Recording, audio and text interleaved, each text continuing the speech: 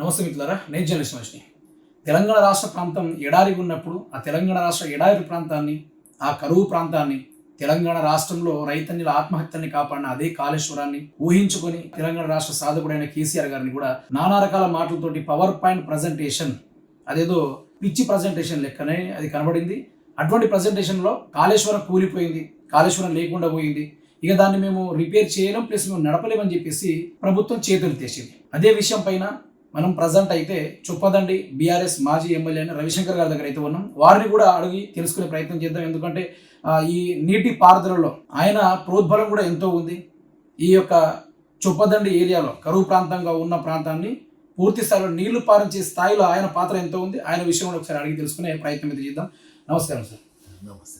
మీరు కూడా ఈ మధ్య కాలంలో విన్నట్టున్నారు, రేవంత్ రెడ్డి గారి యొక్క కాళేశ్వరం లిఫ్ట్ ఇరిగేషన్ పైన ఆయన పవర్ పాయింట్ ప్రజెంటేషన్ కావచ్చు, లేకుంటే ఈ స్థాయిలో ఈ సిచ్యువేషన్ మీద లిఫ్ట్ చేయలేము, కన్నెపల్లి పంప్ హౌస్లో ఉన్న సైడ్ వాళ్ళు కూలిపోయి మోటార్ డ్యామేజ్ అయిపోయాయి అని చెప్పేసి మాట్లాడుతూ ఉన్నారు. ఏ విధంగా చూస్తారు సార్? ముఖ్యంగా రేవంత్ రెడ్డి గారికి కాళేశ్వరం ప్రాజెక్టు మీద కనీస అవగాహన లేదు. కనుకనే ఒక్క చుక్క కూడా నీరు అక్కడ లేదు అనేది ఆయన మాట్లాడుతూ ఉన్నాడు. ఒక్క చుక్క కూడా నీరు లేదు అని చెప్తా ఉన్నాడు. అంటే పచ్చి అబద్ధాలు మాట్లాడి తెలంగాణ ప్రజలను వంచే ప్రయత్నం, నయవంచన చేసే ప్రయత్నాన్ని మొన్న ప్రజలందరినీ ఉద్దేశించి మాట్లాడుతూ ఒక ప్రయత్నం చేశారు వారు. అంతేకాకుండా కాళేశ్వరం ప్రాజెక్ట్ అంటే ఒక మేడిగడ్డనే చూపించి, కాళేశ్వరం ప్రాజెక్ట్ అంటే ఒక మేడిగడ్డనే చూపించి, ఆ మేడిగడ్డ ద్వారా కూలిపోయింది 2 పిల్లర్లు కొంగిపోతే 2 పిల్లర్లు పర్రె పెడితే ఆ దాన్ని చూపించి తెలంగాణ రైతాంగానికి తాగునీరును సాగునీరును ఇవ్వకుండా, పారిశ్రామికంగా కూడా నీరుని ఇవ్వకుండా ఇవాళ ఆపుతున్నటువంటి పరిస్థితి రేవంత్ రెడ్డి గారు. అంటే ఆయనకు మతి భ్రమించి మాట్లాడుతున్నాడా, సోయి లేక మాట్లాడుతున్నాడా అనేది తెలంగాణ ప్రజలు కన్ఫ్యూజన్లో ఉన్నారు. ఎందుకంటే ఇవాళ గోదావరిలో ఇదే ప్రాణహిత వద్ద, మేడిగడ్డ వద్ద 365 రోజులు ప్రాణహిత ద్వారా నీళ్లు వస్తూనే ఉంటాయి. అంతేకాకుండా ఇవాళ కన్నెపల్లి పంపుల దగ్గర 97 ఇంటెక్ కేటీఆర్ గారు మేమందరం ఆ రోజు సందర్శించినప్పుడు మేము చూసినటువంటి పరిస్థితి, 97 ఇంటెక్ వరద, 97 అంటే 97 మీటర్ల ఎత్తులో గోదావరి ప్రవహిస్తుంది. అంటే అక్కడ మనం నీరుని ఎత్తిపోసి ప్రతిరోజు ఒక 2 టీఎంసీల నీళ్లను లేదా టీఎంసీన్నర నీళ్లను, టీఎంసీ నీళ్లను ఎత్తిపోసి మరి నంది పంపుల ద్వారా, గాయత్రి పంపుల ద్వారా మిడుమానేరు నుంచి రంగనాయక సాగర్కు, అన్నపూర్ణకు, మరి మల్లన్న సాగర్కు, కొండపోచమ్మ, బసవాపూర్ దాకా తరలించే అవకాశం ఒకటి ఉన్నది. రెండవది మరి సిరిసిల్లాలోని ప్రాజెక్టుకి కానీ, అదేవిధంగా మిడుమానేరు నుంచి ఎల్ఎండికి కూడా తరలించి ఎల్ఎండి ద్వారా మరి సూర్యాపేట దాకా కూడా నీళ్ళు ఇచ్చేటువంటి అవకాశం ఉంది. ఆయనకు దీని మీద అసలే అవగాహన లేదు. ఒకటి, దీన్ని ఎంతసేపు కేసీఆర్ గారిని బదనాం చేయాలనేటువంటి ఆలోచన తప్ప తెలంగాణ ప్రాంతానికి, తెలంగాణ రైతాంగ ప్రయోజనాలు కనీసం ఆలోచించినటువంటి అవగాహన లేని ముఖ్యమంత్రి వల్ల రేవంత్ రెడ్డి ఉన్నాడు కనుక ఆయన పిచ్చిగా మాట్లాడుతూ ఉన్నాడు. నాకు ఒకటి అనిపిస్తూ ఉంటే, నాకు చాలా బాధేసినటువంటి అంశం మీద ముఖ్యమంత్రిని మాట్లాడాలంటే కొద్దిగా ఇబ్బంది అనిపిస్తుంది. ఆయన తీసుకుపోయి చక్కగా ఎర్రగడ్డ హాస్పిటల్ వేస్తే కొద్దిగా చూస్తారు. ఎందుకంటే ఈయన మతి భ్రమించి మాట్లాడితే ఏం మాట్లాడుతున్నాడో తెలుస్తలేదు. ఒక ముఖ్యమంత్రికి కాళేశ్వరం ప్రాజెక్ట్ అనేది ప్రపంచంలో అతిపెద్ద ప్రాజెక్టు, బహుళార్థక ఎత్తిపోసే ప్రాజెక్టు. ప్రపంచంలోనే అమెరికా లాంటి దేశాలు ఈ ప్రాజెక్టు గురించి పొడినటువంటి సందర్భం. గౌరవ నరేంద్ర మోడీ గారు కూడా ఈ ప్రాజెక్టు గురించి గొప్పగా మెచ్చుకున్నటువంటి పరిస్థితి. అంటే ఇది ఎందుకు జరిగింది అంటే ఆయన ప్రాణాలకు తెగించి ఎంతోమంది అమరులైనటువంటి పరిస్థితి తెలంగాణ తెచ్చుకున్న తెలంగాణ ఎట్లుండాలని కేసీఆర్ గారు కోరుకున్నారో ఇవాళ బ్రహ్మాండంగా తెలంగాణను, ఆత్మహత్యలున్న తెలంగాణ, ఆకలి చావులున్నటువంటి తెలంగాణ, తాగే నీళ్ళ కోసం ఏడ్చినటువంటి తెలంగాణ, మరి అటువంటి తెలంగాణలు ఇలా దేశానికి అన్నం పెట్టే స్థాయిలో తెలంగాణను మార్చింది కేసీఆర్ గారు ఈ కాళేశ్వరం ప్రాజెక్టుతో. అంటే అంత మార్పు జరిగిందా? 100% లేకుంటే కాళేశ్వరం ఒక ఏటీఎం లెక్క మార్చుకొని యూజ్ చేసుకున్నారని దానిపై అది కూడా కొంత డౌట్లు వస్తా ఉన్నాయి, ఆరోపణలు చేస్తూ ఉన్నారు. దాని విధంగా చూస్తారు. అంటే ఏం తెలవని ఎడ్డి సన్యాసులకు అది ఏటీఎం లాగా కేసీఆర్ గారి మీద బురద జల్లే ప్రయత్నం చేసేటువంటి కుట్రదారులకు అది ఏటీఎం లాగా కనబడుతుంది. ఎందుకంటే దాదాపు 55 సంవత్సరాలు ఇదే కాంగ్రెస్ ప్రభుత్వం పాలించింది. 2014 వరకు అధికారంలో ఉన్నది కాంగ్రెస్, చంద్రబాబు నాయుడు, ఎన్టీ రామారావు వీళ్ళే కదా ఈ రాష్ట్రాన్ని పాలించింది. సమైక్యాంధ్రలో పల్లె పల్లెన పల్లెలు మొలిచే తెలంగాణలోన ప్రతి పల్లెలోన పాటలు పాడుకున్నాం. అదేవిధంగా తలాపున పారుతుంది గోదావరి, నా చేను నా చిలక ఎడారని పాటలు పాడుకున్నటువంటి పరిస్థితి నుంచి ఇవాళ దేశానికి అన్నం పెట్టే స్థాయిలో వచ్చింది. ఇదే సమైక్యాంధ్రలో ఈ పాలకులు ఇవాళ కాంగ్రెస్ వాళ్ళు ఈ రాష్ట్రాన్ని పాలిస్తున్నటువంటి వాళ్ళు దేశాన్ని ఈ రాష్ట్రాన్ని పాలించారు.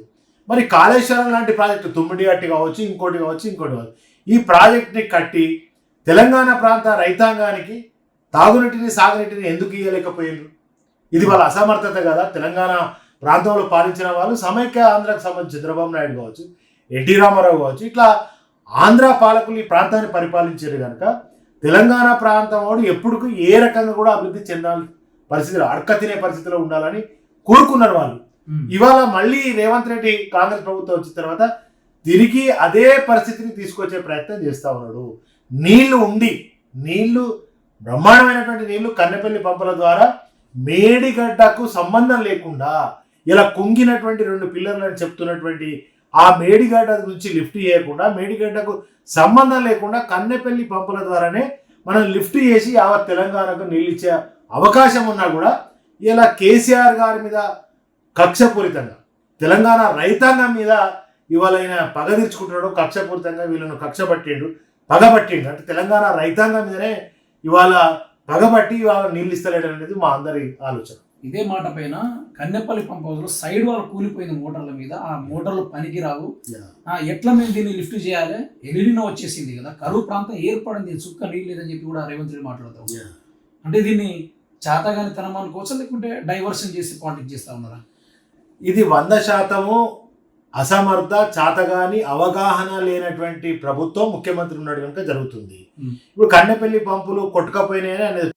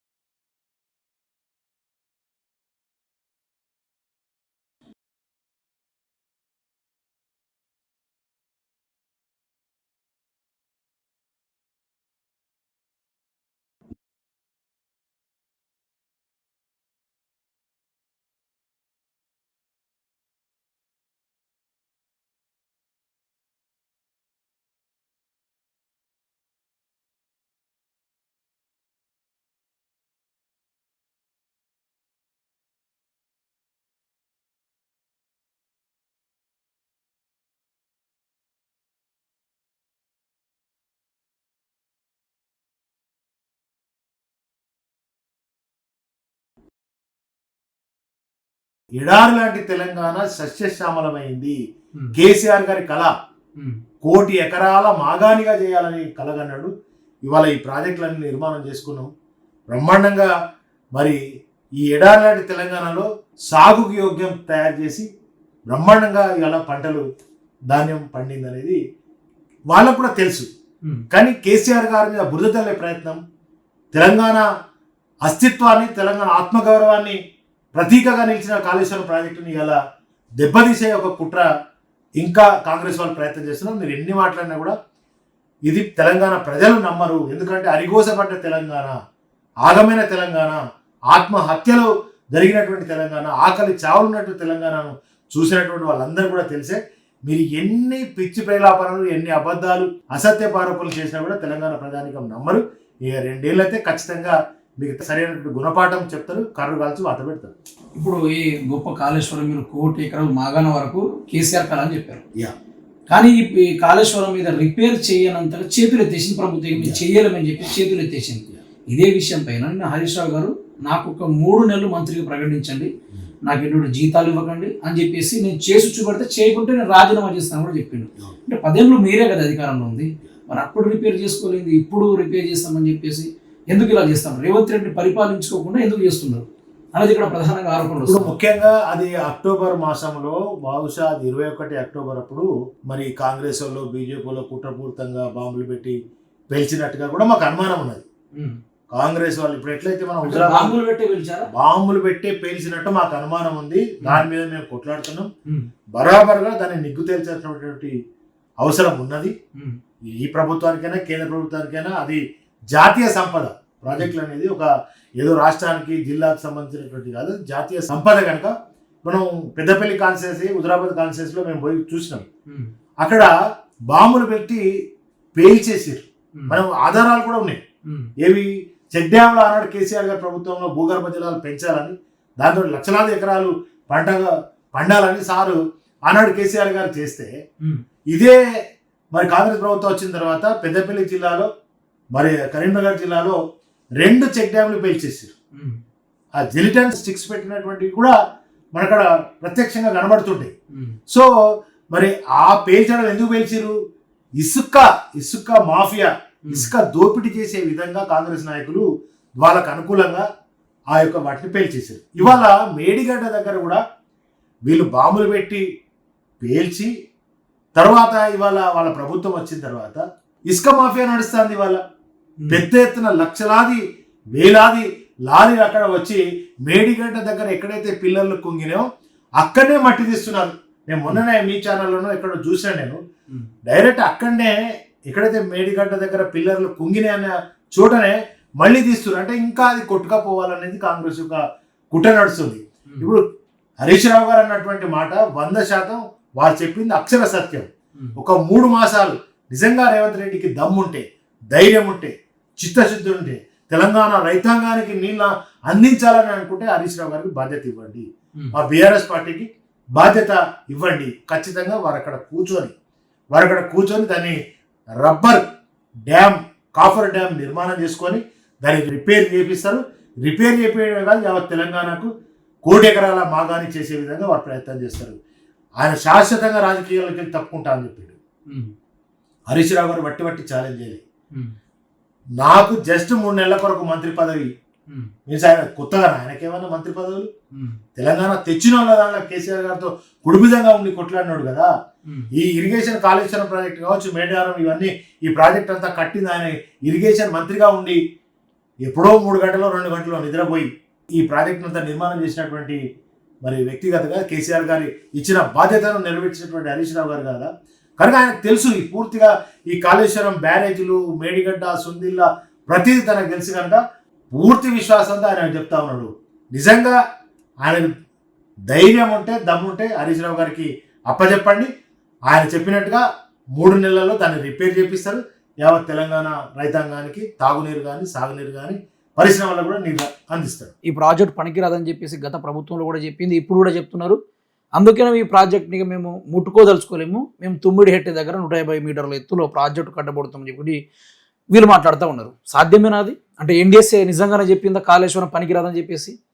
ఎన్డిఎస్ఏ చెప్పినటువంటి విషయము ఉమ్, మీరు దాన్ని ఇమీడియట్లీ రిపేర్ చేయండి అని చెప్పారు. ఉమ్, ఎన్డిఎస్ఏ దానికి ఫస్ట్ అనుమతులు ఇచ్చినప్పుడే మీకు నీటి లభ్యత ఎక్కడైతే ఉంటుందో, ఉమ్, ఏ తుమ్మిడి అట్టు దగ్గర నీటి లభ్యత లేదు, అక్కడ ఉన్నది మరి జస్ట్ 80 టీఎంసీల నీటి లభ్యత మాత్రమే వస్తుంది.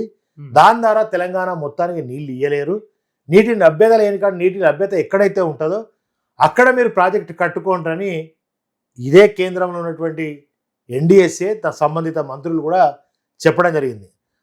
దానికి అనుకూలంగానే కేసీఆర్ గారు ఎక్కడైతే నీటి లభ్యత ఉంటుందో ఉమ్, ప్రాణహిత వద్ద మాత్రమే, ఈ మేడిగడ్డ ద్వారా మాత్రమే 365 రోజులు నీటి ప్రవాహం గోదావరి ప్రవహిస్తుంటుంది కనుక అందుకోసం మరి అక్కడ మేడిగడ్డ దగ్గర ప్రాజెక్టు నిర్మాణం చేసుకోవడం జరిగింది.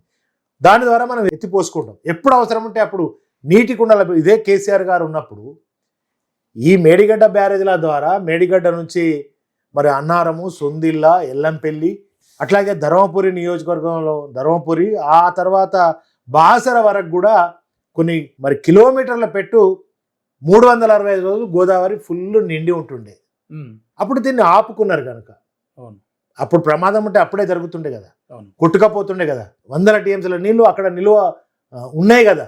ఉమ్, మరి ఈ యొక్క నిజంగా ఆయనకి చిత్తశుద్ధి ఉంటే మరి ఆ కాఫర్ డ్యామ్ పెట్టి హరీష్ రావు గారు బాధ్యత నీకు ఇచ్చుడు ఇష్టం లేకపోతే నువ్వే ఆడ కూసో, ఉమ్, రిపేర్ చేయించు. ఉత్తమ్ కుమార్ రెడ్డి నువ్వు అందరు కలిసిపోయి ఆడ కూసోరి, ఉమ్. రిపేర్ చేయించండి, తెలంగాణ రైతాంగానికి నీళ్ళు ఇవ్వండి.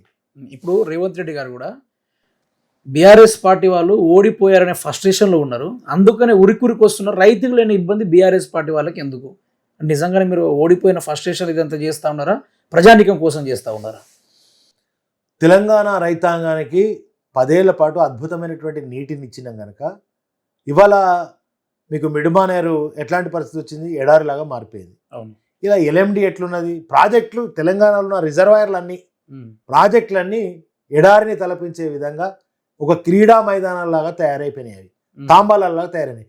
ఇదే కేసీఆర్ గారు ఉన్నప్పుడు 365 రోజులు మరి చెరువులల్లా బ్రహ్మణ అలుగువారి మత్తడి దుక్కుతుండే. ఎప్పుడు రోని ఎండలల్లో కూడా అలుగువారి ఎండాకాలం రోని ఎండలు అంటే ఎండాకాలం రోకళ్ళు పలిగే ఎండలు కొడుతుంటాయి. అటువంటి సందర్భంలో కూడా వాగులు, వంకలు, చెరువులు, చెక్ డ్యాంలు పొంగి పొరిలినాయి. అది కేసీఆర్ గారి చిత్తశుద్ధి, అది కేసీఆర్ గారి సంకల్పం. అంటే నీటికి ఎన్నడూ లభ్యత కొరత రానియలేదు. అది మా ఉద్దేశం. కేసీఆర్ గారి విజన్ ఎప్పుడు కూడా తాగునీటికి కానీ సాగునీటికి కానీ ఇబ్బంది జరగద్దని ఆనాడు ప్రాజెక్టులన్నీ చెరువులన్నీ నింపి పెట్టినాయి. ఇవాళ చెరువులన్నీ ఖాళీ చేసేసారు, రిజర్వాయర్లన్నీ ఖాళీ చేసేసారు, వాగులన్నీ ఖాళీ చేసి. చెరువులు ఎందుకు ఖాళీ చేశారు? దానిలో ఉన్నటువంటి మట్టి దోపిడీ చేయడానికి. వాగులు ఎందుకు ఖాళీ చేశారు? వాగుల ఇసుక తోడడానికి. అదేవిధంగా ప్రాజెక్టులు ఎందుకు ఖాళీ చేశారు? కేసీఆర్ గారి మీద బురద జల్లేందుకు ఎక్కువ ప్రయత్నం చేయడానికి. అంటే వాళ్ళకి నిజంగా చిత్తశుద్ధి ఉంటే ఇదన్నిటికంటే ఒకటేనండి, వాళ్ళకు కాళేశ్వరం ప్రాజెక్ట్ అన్నా రైతన్నా వాళ్ళకు అవగాహన లేదు. రైతన్న మీద అసలు రైతు వ్యతిరేక ప్రభుత్వం కదా ఇది. ఇవాళ యూరియా ఇయ్యది, కరెంట్ ఇయ్యది, ధాన్యం సరిగా కొనదు, ఇవన్నీ రైతు వ్యతిరేక విధానాలు కదా. వీళ్ళు కేంద్ర ప్రభుత్వమైనా రాష్ట్ర ప్రభుత్వమైనా అవలంబిస్తున్నది కనుక రైతు ఇప్పుడు కాళేశ్వరం బతికింది అనుకో, రైతు బతుకుతాడు కదా. కాళేశ్వరాన్ని చంపేస్తే రైతు కూడా చంపేయచ్చు. వీళ్ళ దోపిడీ చేసుకోవచ్చు, ఇసుక దోపిడీ, మట్టి దోపిడీ, ఇవన్నీ చేసుకోవచ్చు. కనుక ఇవాళ వీళ్ళు ఉన్నంత కాలం ఎట్టి పరిస్థితుల్లో కాళేశ్వరాన్ని రిపేర్ చెయ్యరు. మళ్ళీ మా ప్రభుత్వం 2 ఏళ్లలో మా ప్రభుత్వం వస్తుంది. ఖచ్చితంగా ఇదే కేసీఆర్ గారు అదే మేడిగడ్డ దగ్గర కూర్చొని 2-3 మాసాలలో బ్రహ్మాండంగా దాన్ని రిపేర్ చేసి యావత్ తెలంగాణకి బ్రహ్మాండంగా నీళ్ళిస్తాం. 2 ఏళ్లలో మళ్ళీ మేమే వస్తామని చెప్పేసి బీఆర్ఎస్ పార్టీలు కలగంటున్నారు. 2034 దాకా నేనే అధికారంలో ఉంటా, 10 ఏళ్ళు సీఎంగా కొనసాగుతా అని చెప్పేసి శపథాలు చేస్తా ఉన్నాడు రేవంత్ రెడ్డి గారు. దీనికి మీరేం సమాధానం చెప్తారు? 4000 పెన్షన్ ఇచ్చిండని మళ్ళీ ప్రజలు గెలిపిస్తారా? ఇవాళ ఫీజు రియంబర్స్మెంట్ ఎగ్గొట్టిండని ఇలా మళ్ళీ తెలంగాణ ప్రజలు గెలిపిస్తారా? ఇవాళ తులం బంగారం ఇచ్చిండని ఇలా మా మహిళలు అక్క జిల్లాలు ఓట్లు వేస్తారా? ఇవాళ వికలాంగులకు మరి 6-7 వేల పెన్షన్ ఇస్తా అని చెప్పి ఎగ్గొట్టినందుకు ఇస్తారా? ఇలా నిరుద్యోగులకు సంవత్సరానికి 2 లక్షల ఉద్యోగాలు ఇస్తా అని ఉద్యోగాలు ఇవ్వకుండా తప్పించుకొని తిరుగుతున్నటువంటి అందుకు నిరుద్యోగులు ఓట్లేస్తారా? కనుక ఏ సమాజానికి ఈయన ఇచ్చినటువంటి 420 హామీలు 6 గ్యారెంటీలు అమలు చేసిండని. ఒక్క బస్సు మాత్రమే ఆయన సక్సెస్ ఉన్నాడు, మిగతా అన్ని క్లోజ్. ఇలా అంబేద్కర్ అభయహస్తం పేరిట 12 లక్షలు ఇస్తాం, కేసీఆర్ 10 లక్షలే ఇచ్చిండు, మేము 12 లక్షలు ఇస్తామనంటే మరి ఇచ్చిండా? ఒక్కరికి కూడా ఇవ్వలేదా? కనుక మా దళిత బాంధవులందరూ ఓట్లేస్తారా? ఇలా బీసీల ప్రయోజనాలు కాబట్టి బీసీలకు 12% రిజర్వేషన్ నేను ఇచ్చేస్తా, ఇంత శాతం ఇస్తా, దేశం లెక్కలు లేనట్టు విధంగా రిజర్వేషన్ ఇస్తా అని మరి ప్రగల్భాలు పలిపి మాట్లాడిండు కదా. ఇలా బీసీలకు రిజర్వేషన్ ఇచ్చినందుకు బీసీలు ఓట్లు ఇస్తారా?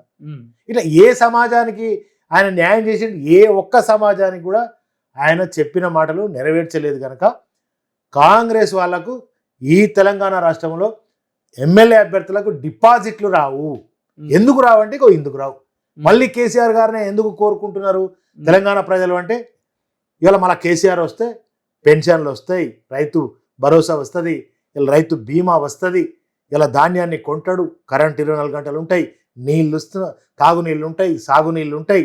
ఇవాళ వారు చెప్పినటువంటి అన్నీ కూడా ఆ రోజు కేసీఆర్ గారి పాలనలో బ్రహ్మాండంగా కడుపు నిండా తిని కంటి నిండా నిద్రపోయినాం, ఏ రకమైన లోటు లేదు. మళ్ళీ కేసీఆర్ వస్తేనే తెలంగాణకు శ్రీరామ రక్ష అని తెలంగాణ ప్రజలు నమ్ముతున్నారు. కనుక ఎట్టి పరిస్థితుల్లో రేవంత్ రెడ్డికి 2028లో కర్రు కాల్చి వాత పెడతారు, ఆయనకు సరైన గుణపాఠం చెప్తారు.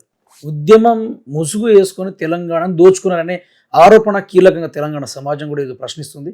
నిజంగా ఈ స్టేట్మెంట్ ఒప్పుకుంటారా? తెలంగాణ తెచ్చే వరకే ఉద్యమం, తెలంగాణ తెచ్చిన తర్వాత తెలంగాణ ప్రాంత ప్రయోజనాల కోసం ఉద్యమం. ఇది ఉద్యమ పార్టీ, ఇది తెలంగాణ తెచ్చిన పార్టీ. కనుక ఎవరి చేతిలో తెలంగాణ ప్రజలను మోసపోనీయం, గోసపననీయం. వాళ్ళు మోసపోతుంటే గోసపడుతుంటే చూసి ఊరుకుండేటోళ్ళం కాదు. అందుకోసం తేలే కదా తెలంగాణ. మేము తెచ్చిన తెలంగాణ ఎట్లా ఉండాలని కలగన్నామో ఆ రకంగా మేము పరిపాలన చేసినాం, అందించేటువంటి పరిపాలన అందించినాం. కనుక మళ్ళీ తెలంగాణ ప్రాంత ప్రయోజనాలకు దెబ్బతీసే విధంగా ఎవరు చేసినా కూడా ఊరుకున్నాం. మేము మా పాలన, కేసీఆర్ గారి పాలన దేశానికి రోల్ మోడల్ ఉన్నటువంటి పరిపాలన జరిగింది. ఇదే రైతు బీమా, ఇదే రైతు బంధు గురించి పార్లమెంట్ సాక్షిగా నరేంద్ర మోడీ మరి అభినందించండి కదా. ఎందుకు అభినందించండు అంటే ఒక నరేంద్ర మోడీ కాదు, మరి ఇలా ప్రపంచంలోనే అతిపెద్ద అంశాలు ఏవైతే ఉన్నాయో వాళ్ళు నీతి ఆయోగ్ అసలు వాళ్ళు అభినందించారు. మరి ప్రపంచమే అభినందించింది కేసీఆర్ గారిని. మళ్ళీ కేసీఆర్ గారి పాలన వస్తేనే తెలంగాణ బాగుపడుతుంది. రేవంత్ రెడ్డి పాలనలో మళ్ళీ ఒక 20 ఏళ్ళు వెనుకకు పోయింది అన్ని రంగాలలో. ఇప్పుడు ఫీజు రియంబర్స్మెంట్ విద్యార్థులకు ఇవ్వలే. లక్షలాది మంది పిల్లలు ఇవాళ ఎస్సీ, ఎస్టీ, బీసీ మరి పిల్లలందరూ కూడా రోడ్డు మీదకి వచ్చేస్తున్నారు. గురుకులాలలో ఎన్ని ఆత్మహత్యలు అయితేనే ఇవాళ పేపర్లో చూసిన నేను. గురుకులాల్లో ఒక పిల్లవాడు ఆత్మహత్య చేసుకున్నటువంటి పరిస్థితి వచ్చింది. గురుకులాల్లో కేసీఆర్ గారు పంచపక్ష పరమాన్నం పెడితే ఈ రేవంత్ రెడ్డి పాలనలో మరి పురుగులన్నం పెట్టేటువంటి పరిస్థితి వచ్చేసింది. పాములు తిరుగుతున్నాయి, పాములు కుడుతున్నాయి, ఎలుకలు కొరుకుతున్నాయి. నీకు ఏ రంగం మీద నీకు దాన్ని పట్టించుకొని దాని మీద అభివృద్ధి చేసినావు? విద్యాశాఖ మంత్రి సిగ్గుపడాలి. రేవంత్ రెడ్డి విద్యాశాఖ మంత్రి అని సిగ్గుపడాలి. ఎందుకంటే ఈ అడ్మిషన్లు అన్నీ ప్రైవేట్ స్కూళ్ళకు పోతున్నాయి. ఇవాళ విద్యా వ్యవస్థ మీద నమ్మకం కోల్పోయింది తెలంగాణ ప్రజానికం. కనుక ఈ వ్యవస్థ ఆ వ్యవస్థ అని కదా, అన్ని రంగాల్లో అట్టర్లీ ఫ్లాప్ రేవంత్ రెడ్డి సర్కార్. కనుక తెలంగాణ ప్రజలు సరైనటువంటిదిగా సరైన సమయంలో గుణపాఠం చెప్పక తప్పదు. మళ్ళీ కేసీఆర్ గారు చేసిన అభివృద్ధి, ఆయన తెలంగాణ ప్రజల పట్ల, ప్రాంతం పట్ల ఆయనకు ఉన్నటువంటి మమకారం. ఇవాళ మొన్న ప్రకాష్ రావు గారు ఒక న్యూస్ ఛానల్ దాంట్లో మాట్లాడుతున్నప్పుడు ఆయన ఒక మాట అన్నాడు, నాకు కూడా దుఃఖం అనిపించింది నిజంగా. ఇప్పుడు కూడా నాకు ఆ బాధ భరించలేకపోతున్నా. నాకు ఎన్నడో క్యాన్సర్ వచ్చింది, జయశంకర్ గారితో అప్పుడే నేను చనిపోతే బాగుండు, ఇటువంటి తెలంగాణను నేను చూడదలుచుకోలేదు, నేను అప్పుడు చచ్చిపోయినా మంచిగుండు. రేవంత్ రెడ్డి సర్కార్ వచ్చి ఇవాళ తెలంగాణ ప్రజలను మరి ప్రాంతాన్ని అరిగోస పెడుతున్నాడు, వాళ్ళను ఇబ్బంది పెడుతున్నాడు, కన్నీటి పాలు చేస్తున్నాడు, మోసం చేస్తున్నాడు. ఇది నేను చూడలేకపోతున్నా, తట్టుకోలేకపోతున్నా అని ఆయన మొన్న ఒక న్యూస్ ఛానల్లో చెప్తుంటే ఆయన కన్నీటి పర్యంతం ఏంటంటే నేను కూడా ఆ దుఃఖాన్ని ఆపుకోపోయాను. నిజంగా తెలంగాణ తెచ్చినటువంటి వాళ్ళు, తెలంగాణ కోసం కొట్లాడినటువంటి వాళ్ళు ప్రతి ఒక్కరు కూడా ఇవాళ రేవంత్ రెడ్డి పాలన చూసి బాధపడుతున్నటువంటి పరిస్థితి. ఇంతకంటే ఏం కావాలి? తెలంగాణ ప్రజల్లో ఇంతకంటే ఏం కావాలి? అందరు బండ బూతులు తిడుతుండ్రు. ఇలా రేవంత్ రెడ్డి సాధించింది ఏమన్నా ఉన్నదో అంటే మీరే తిట్టిపిస్తున్నారా, ప్రజలు తిడుతున్నారా? తిట్లు నేర్పించిందే రేవంత్ రెడ్డి. ఆయన నేర్పించాడు. ఆయననే తెలంగాణ ప్రజలకు తిట్లు నేర్పించిండు. ఉమ్, తొండాలు దొరకొడతా, ఉమ్, ఈ పేగులు తీసి మెడలు వేసుకుంటా, ఉమ్, గుట్లు తీసి గోటీలు ఆడతా, ఉమ్, ఇవన్నీ తెలంగాణ ప్రజలు తిట్లు తెలవనేటువంటి తెలంగాణ ప్రజలకు బండబూతులు నేర్పించింది రేవంత్ రెడ్డి. ఉమ్. కనుక ఇలా రేవంత్ రెడ్డి ప్రపంచంలో ఏ ముఖ్యమంత్రిని తిట్టినటువంటి విధంగా ప్రజలు విపరీతంగా బండ బూతు తిడుతా ఉన్నారు. రేవంత్ రెడ్డి అభివృద్ధిని చూసి మీరు తట్టుకోలేకపోతున్నారా, లేకుంటే రేవంత్ రెడ్డి ఏదైనా చేద్దామంటే మోకాలు అడ్డుపడి అటు హరీష్ రావు కావచ్చు, ఇటు కేటీఆర్ గారు కావచ్చు, లేకుంటే మీ బీఆర్ఎస్ పార్టీ శ్రేణులందరూ కావచ్చు, మోకాలు అడ్డు పెడతా ఉన్నారు ఆయన అభివృద్ధికి? అది కూడా అదే చెప్తున్నారు, నాకు టైం ఇస్తలేరు వీళ్ళు, ఏదైనా చేద్దామంటే అడ్డుపడుతున్నారు మాట్లాడుతున్నాడు. ఆయన తట్టెడు మట్టి తీసి ఎక్కడన్నా ఒక ఇసుక కలిపి ఓ బండ తీసేసి ఒక కట్రౌత్ పెట్టి ఓ సలాక వేసి ఒక్కటి చూపించమని ఒక్కటి ఇప్పుడు కేసీఆర్ గారు కలెక్టరేట్లు కట్టిర్రు, మెడికల్ కాలేజీలు కట్టిర్రు.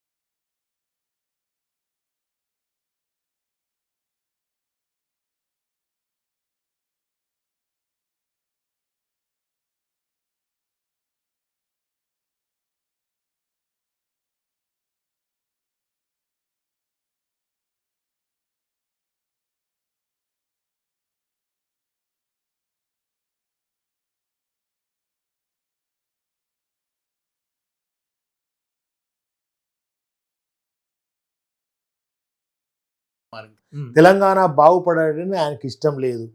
ఇవాళ ఆయన మళ్ళీ ముఖ్యమంత్రి కదా, అవును, ఇప్పుడు మళ్ళీ 2 సంవత్సరాల పైపలకు ఇప్పుడు ముఖ్యమంత్రి. అవును, ఫస్ట్ కూడా ముఖ్యమంత్రి ఆయననే కదా, అవును, తొలి మళ్ళీ ఆంధ్రప్రదేశ్కు. ఈయనకు దమ్ముంటే ఆయన ముఖ్యమంత్రిగా కూడా ఈ సమైక్యాంధ్రలో పాలన చేసిండు కదా. ఈ పోలవరాన్ని 50 ఏళ్ళ నుంచి ఎందుకు ఎండబెడుతుండే, ఎందుకు ఎండబెడుతుండో, దాన్ని ఎందుకు పడావ పెడుతున్నాడు? పోలవరాన్ని 50 ఏళ్ళకి ఎందుకు కట్టలేకపోతున్నారు? ఎన్టీ రామారావు వాళ్ళ మామ ముఖ్యమంత్రి ఉంటాడు, ఈయన 10 ఏళ్ళు ముఖ్యమంత్రి చేస్తాడు, రాజశేఖర రెడ్డి 10 ఏళ్ళు ముఖ్యమంత్రి చేస్తాడు. మరి 50 ఏళ్ళ చేరి పోలవరాన్ని ఎందుకు పడావ పెడుతున్నారు? ఇది మొన్న కూడా కొట్టుకపోతుంది. ఇది పోలవరం దగ్గర మొన్న రీసెంట్, ఇది వారం 10 రోజుల కింద జరిగినటువంటి సంఘటన చూపిస్తున్నాను. అంటే ఇదంతా ఏంది? వాళ్ళ సొంత ప్రయోజనాలు, వాళ్ళు సొంతంగా ముఖ్యమంత్రులు కావాలి, మంత్రులు కావాలి, 1000 కోట్ల లక్షల కోట్లకు ఎదగాలి కదా తప్ప ఆంధ్ర ప్రాంతమైనా తెలంగాణ ప్రాంతమైనా ప్రాంత ప్రయోజన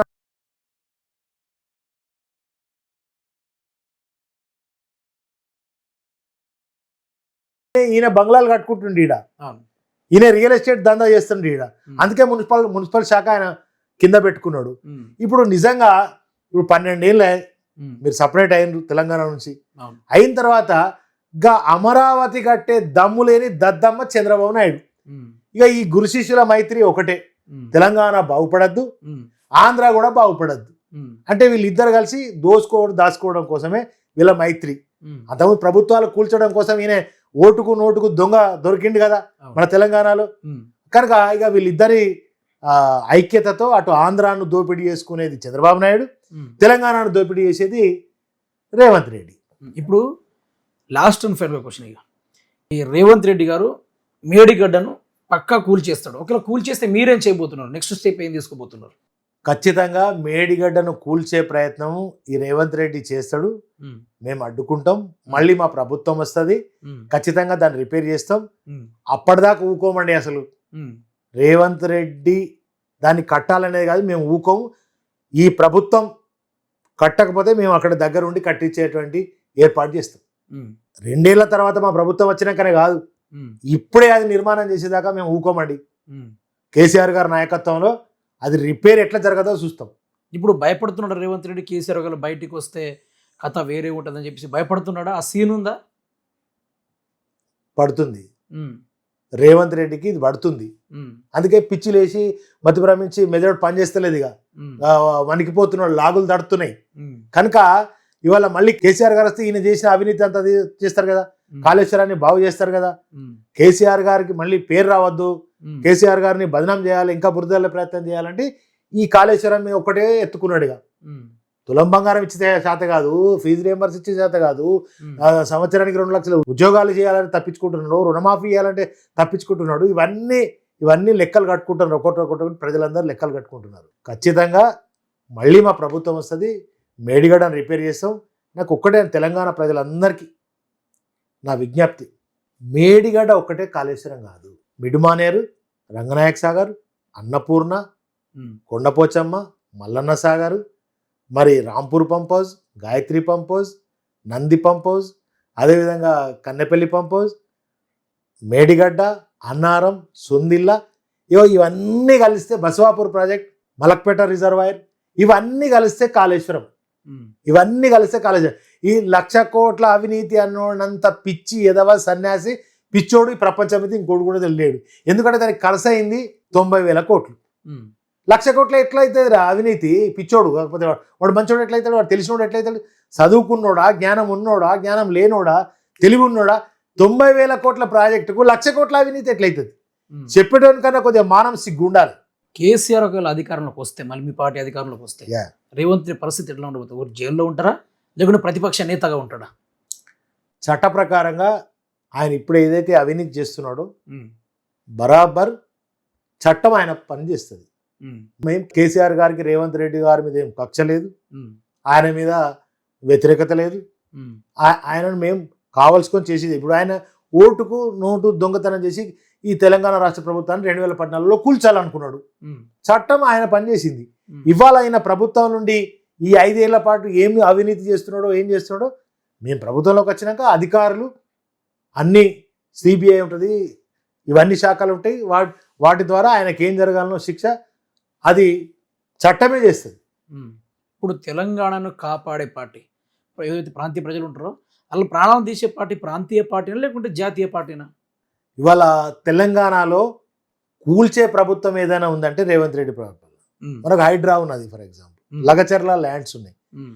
పేదోళ్లను దోచుకోవడం, పేదోళ్ళను ఇబ్బంది పెట్టడం, పేదోళ్ళు ఆత్మహత్యలకు గురయ్యే విధంగా చేయడం, పేదోళ్ళ మీద దాడి చేయడం అనేది ఇది కాంగ్రెస్ కల్చర్, కాంగ్రెస్ సంస్కృతి. ఉమ్. కనుక తెలంగాణలో పేదవాళ్ళు, బడుగు బలహీన వర్గాలు, మైనారిటీలు, దళితులు, గిరిజనులు ఎవరు బతకద్దు.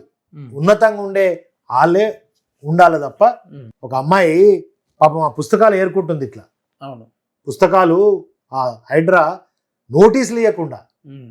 దాడి చేసి మరి ఎంత దారుణంగా హృదయ విదారకమైన ఆ సంఘటనలు చూస్తుంటే చాలా బాధ అనిపించింది. అంటే అట్లా పేదోళ్ళ మీద దాడి చేసేది, వాళ్ళ ప్రాణాలు తీసేది కాంగ్రెస్ ప్రభుత్వం. ఉమ్. పేదోళ్లను, తెలంగాణ ప్రాంతాన్ని, తెలంగాణ ప్రజలను రక్షించుకునేది కేసీఆర్ గారి ప్రభుత్వం. ఉమ్. తెలంగాణకి మళ్ళీ శ్రీరామ రక్ష కేసీఆర్ గారు మాత్రమే. పక్కా గెలుస్తారా లాస్ట్ టైంకి? 100% 100 సీట్లతో గెలుస్తాం. 100% 28 అసెంబ్లీ ఎన్నికలలో 100% 100 సీట్లతో కేసీఆర్ గారిని బ్రహ్మాండమైనటువంటి మెజార్టీతో ప్రజలు గెలిపించుకుంటారు. తప్పకుండా 100% గెలుస్తారు.